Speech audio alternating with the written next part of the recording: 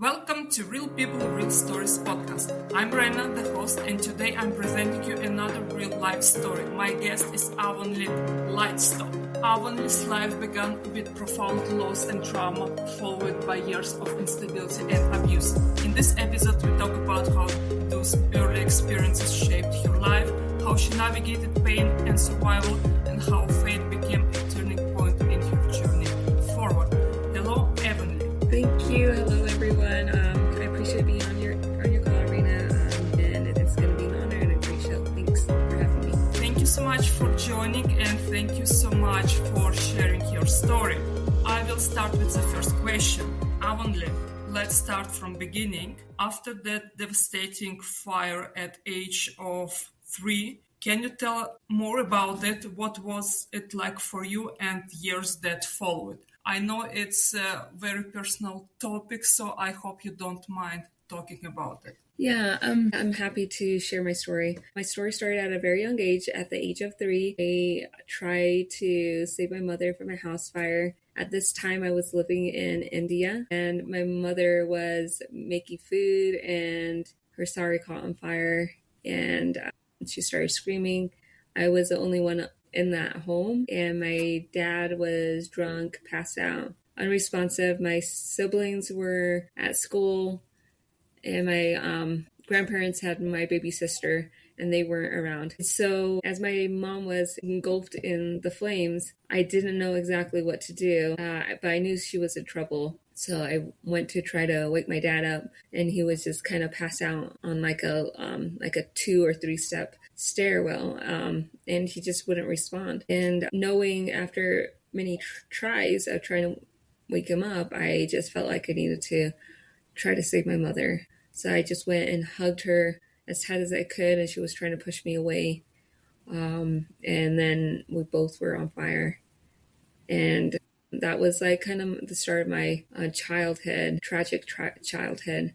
I was then taken into an ambulance to the hospital where I needed to recover. And we didn't have any sort of numbing agents or painkillers. And they had to scrub the clothes off of my back and my arms and my legs. And that was more brutal than being caught on fire itself, because there's a point when you are burning that your body just goes into a numb state and you can tolerate the heat. But as soon as you're not burning anymore, your body goes into a fight for start healing. And as it's starting healing, like it takes an oxygen, and like we take things like oxygen for granted. But when you're like hurt and your body is going through this healing process, like you start feeling oxygen, you start feeling those like small molecules that your body just takes for granted.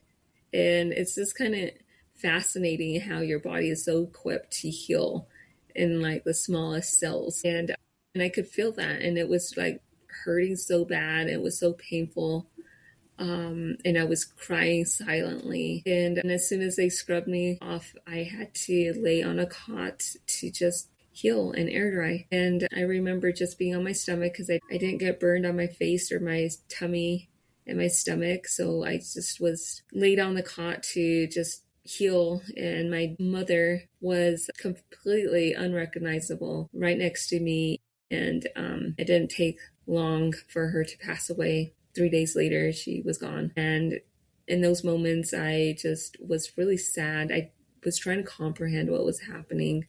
My dad stopped showing up to check up on me in the hospital. I was devastated, first of losing my mother, and then devastated of losing my entire family because my dad stopped showing up. And as a 3-year-old, you really need your family to heal, to like help you know what you're going through, like teaching you like the ABCs, like understanding, right? And I wasn't getting the understanding, and I was isolated by myself trying to figure all this out. And I felt so rejected. During those moments, I took on the memories of what had happened to me, and that imprinted into my soul.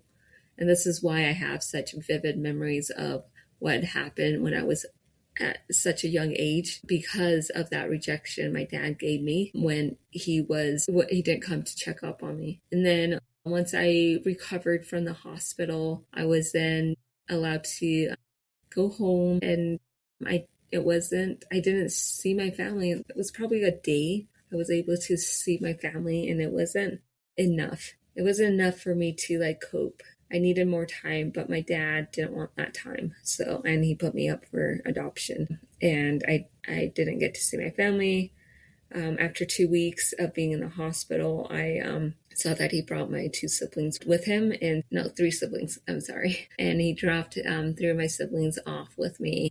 And that was a little bit bearable. I was very fortunate to be adopted into a family with my two biological siblings. And I then was adopted into a family of 14 adopted children in a rural place of Utah. Grew up on a ranch, and I felt like everything was great.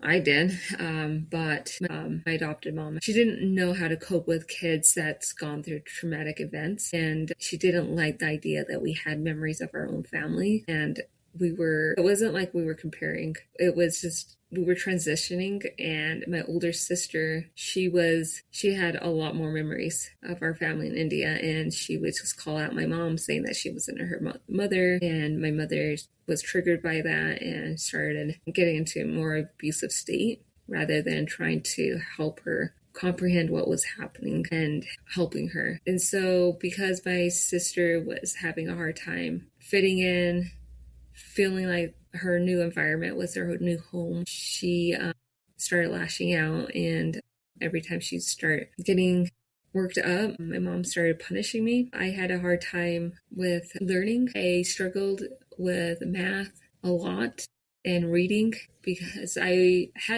came with 8 different dialects, and I had to learn English and we were trying to forget about our culture and our language so quickly, so rapidly, because we're in a really small town of 200 people, and trying to learn like a new language and knowing the meaning and different symbols was just really hard for me. And I think I ended up getting like dyslexia, and I was mixing my numbers and symbolisms so bad that I struggled to understand how to do math really well. And my mom would just get upset, and she would have me do more lessons after I went to school, and isolate me in the basement and give me lessons that were beyond my grade age. And I just couldn't do it. And I would cry a lot because I didn't understand. She wouldn't teach me. She wouldn't like show me how to do things. And when I didn't know how to do it, she would send me to my room for 3 days or so. And I couldn't eat or drink food, and she would withhold those as a form of punishment. And so I was getting punished for things I couldn't understand. I was also getting punished for being happy, because I was just a really happy, shy girl, and I was really wanting to please my mother. I was really grateful, honestly, to have a second chance in life. But at the same time, with the abuse that my mom was putting on to some of us kids, I didn't quite understand why I was in this situation, why I was in this place, and why God was preserving me. Like I questioned that a lot, like why. I had a really good family in India. My mother was really good to me and my family, and I had 9 siblings in India. So I knew like how it was to have a large family. And I knew like how to receive love, because my mom was able to, my biological mom was able to distribute love evenly to all of her children. So none of us children felt like wasn't receiving love. We felt it, and we survived, And so when I was adopted into this family of 14 children, I couldn't comprehend like why my mom was favoring certain kids, and why she couldn't just love us all just the same. Like we all had different personalities, and it wasn't really hard to give each one of us like the different love that we needed, because we all came from a different background. We all were really good kids in generality, and we just really we got along really well. And it's because we were getting along really well, my mom started noticing how well we were getting along. And she started like getting in between some of us and then making it look like we needed to attack one another. And we did. There was a pecking order. And we started attacking one another because we started seeing that to be on mom's good side, we need to be friends with certain siblings in our family. And if we were really good friends with them, mother would love you. And so one of my biological sisters, she became really good friends with the golden child. Like you just start trying to find ways to fit in and survive. And that's the way one of my sisters survived was, okay, I had to try to fit in with this golden child, and she didn't get punished. Well, I wasn't very fortunate to have that because I was also in the same grade as a golden child, and anything that happened, she was a spy. Anything that would happen when I went to school, if I was friends with certain people or talking to teachers or anybody, if she heard anything about it, she would tell my mother. A lot of like abuse did happen. Like my sibling started raping my sisters, and I told my mother about it, and she didn't do anything about it. We were completely alone in many ways, and we wanted to talk to people about it and let them know what was going on. But because we were in such a small community and everybody knows everybody, and my mom is very well known and established in the community, like her family's been there for generations, they just saw that she was just a really good person, which, you know, somebody's doing good deeds for the community, like that's good. You need to be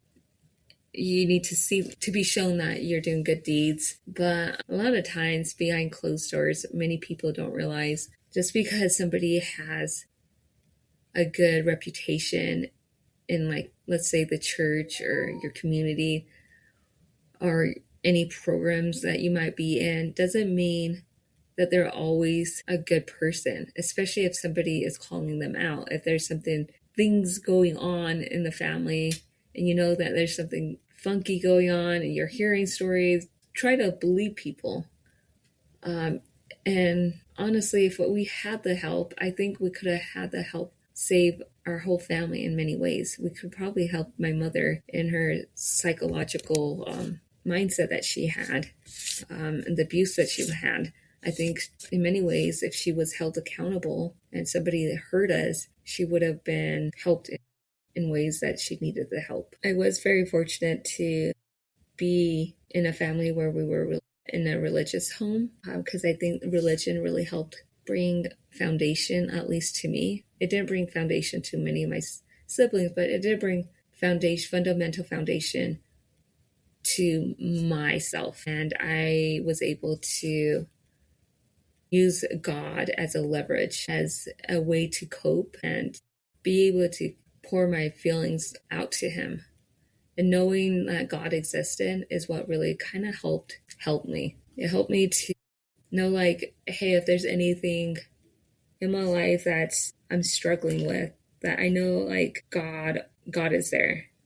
Like, he just wants us to be good people. And, like, you know, it just made sense to follow his commandments and try to be the best version of myself. And I just, you know, as much as I was wanting to please my mother, I had that drive to please God, because, you know, ultimately it's God who we want to please. And as long as we're pleasing God, everything becomes like a ripple effect in how you please other people, how you treat other people. And, you know, I treated my mom really well. I respected her. So my faith became really more personal than ever, just because it taught me something that I could lean on. And God became like the safe place, not just someone I prayed to, but someone I relied on and I healed with. Anybody that goes through traumatic events or hard times, I just want to remind your listener that we're humans. We make mistakes, and the pain that we go through are normal. We all feel the pain, and it's the pain that kind of molds us. So when we go through these hard times, just remind yourself this pain is what's going to build your future. And what kind of future do you want? Do you want a really good one that impacts your generation, that people can look back at you, your grandkids can look back at you and say you're a really strong individuals. You went through a lot, but you handled it in a really rightful way. Or you could take your pain and bury it and become very bitter. And when you become bitter, you end up picking up nasty traits that can cause one to become angry, cause one to start becoming abusive themselves, probably even picking up the same traits that from a person that abused you. Like, we have like choices in our lives, and just know that these pain that we go through is something that can build us. And we have that choice of what we want, how we want it to be built. Like, do we want to be strong and be helpful and meaningful to other people?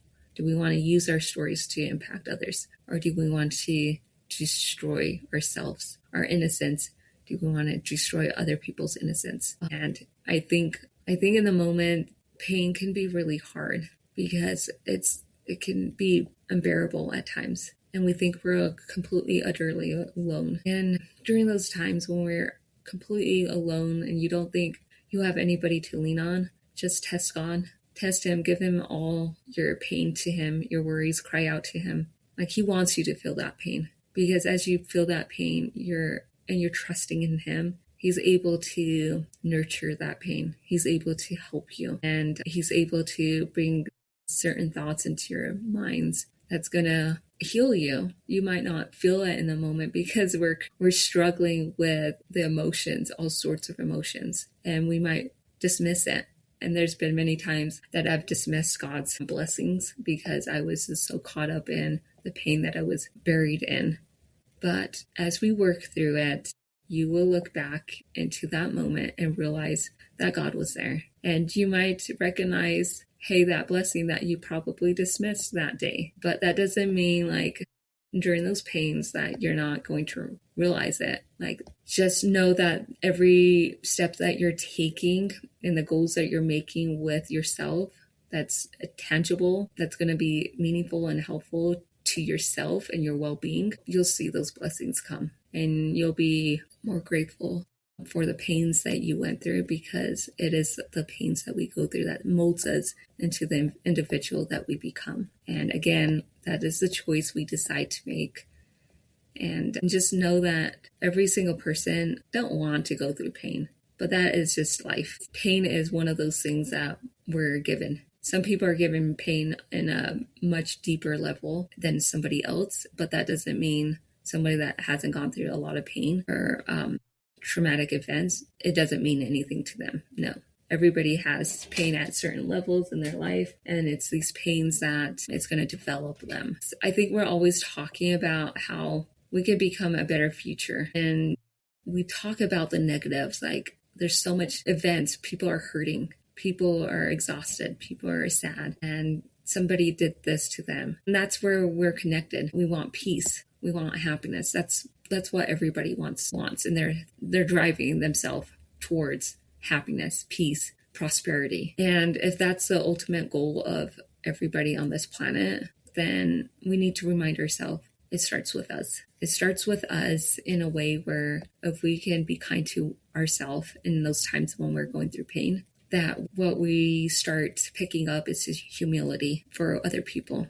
And we need to be humble within ourselves, be kind to ourselves. Because once we're kind to ourselves, we can be able to help other people. And it becomes that ripple effect and the connection that we can start seeing the opposite. And that really just starts with ourselves. And so that's just kind of my message. We have scars in our life. My book, it relates to every single person on this planet. We have scars, and it depends on how we see the scars. If we are going to be defined by it, or if we're going to be uplifted by it and use our stories to impact other people. Our stories are so unique. Like, not one person has the same exact lifestyle. We're completely different. We think differently, speak differently in many ways, but we have scars, and that's our connection, is our scars tell our story. So how are you going to tell your story? How are you going to brave out the storms of your life and use your stories to impact yourself and calm the storms?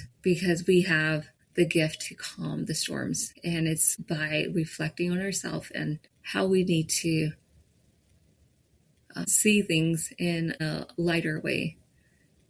And again, like I said, have compassion on yourself. There is the Bible, and that's a book that I lean on, and it helps me and it heals me. But there's not like that dummy book that tells you, okay, hey, there's this person that's going to come into your life and that they're going to do harm to you. Here's 2 choices that you have. There's no book that's going to tell you those things.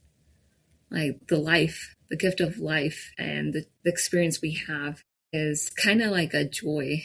Like it's a movie, and we get to choose how the outcome is. Do we want to become the villain, or do we want to be the hero? We have that choice. And if you're going through pain, really talk with God. And if you don't believe in God, try him. Just talk to yourself as if you are a friend, like a best friend that's listening to you.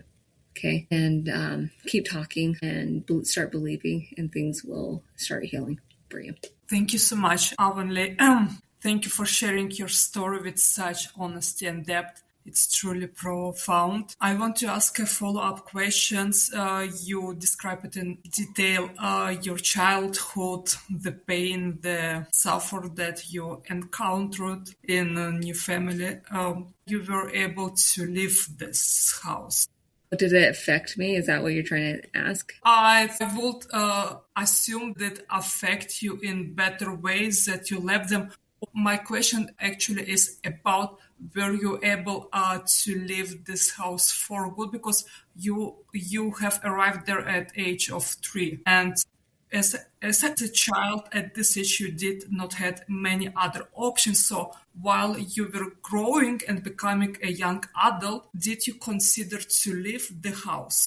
Yes. So I stayed there until I graduated from high school. And then once I graduated and I went on to college, that's when I left. And during those moments when I left for college and I was isolated, away from family, your new environment, trying to pick up the pieces of a new chapter of your life. And during those times, you're taking your life that you created as a young child with you, and you're bringing everything with you, your traumas and things that trigger you, things that scare you. And I was dealing with a lot of that many times, and I started learning about myself in many ways because I didn't have that in a small town. I could just escape and just go into the field and just talk to the horses and the cows. That's how I was able to relieve my pain, but I didn't have that. And I observed a lot of people, like college individuals, and I started seeing how they acted. I started seeing like, these guys are really healthy. They have a really good relationship with their family. They're becoming successful. They're able to talk easily in their classrooms. What's going on with me where I can't do this? And that's when I started recognizing what I went through was a lot of abuse. And there's a lot of things that was holding me back from being able to accomplish things. But in order to be able to accomplish the things in college, I had to really get down to the nitty-gritty of my own self and heal my own internal self before I could really like help other people. And that's really was the knockout of my healing journey, was isolation. Even though, like I talked about earlier, was really hard for me, but in many ways, isolation is actually a good thing. It gives you a chance to talk with yourself and heal with yourself without any distraction from the outside world. And during this isolation, God really tells you things that you need to like go through, and that those were a healing journey. And I wouldn't be able to do that if I was not in isolation. And if I ignored the isolation and went out and continued to just be with my peers and kept ignoring it, I think I would end up hurting myself in long run, because I would be faking a reality that wasn't true to me, and it needed to be real. And God knew that I needed to be healed. He knew that in order to get to me, that I needed to hear him, that I needed that isolation, that was really important. And so don't ever underestimate times when you're isolated, because during those times when we're isolated, it's really working through us, and he's working with us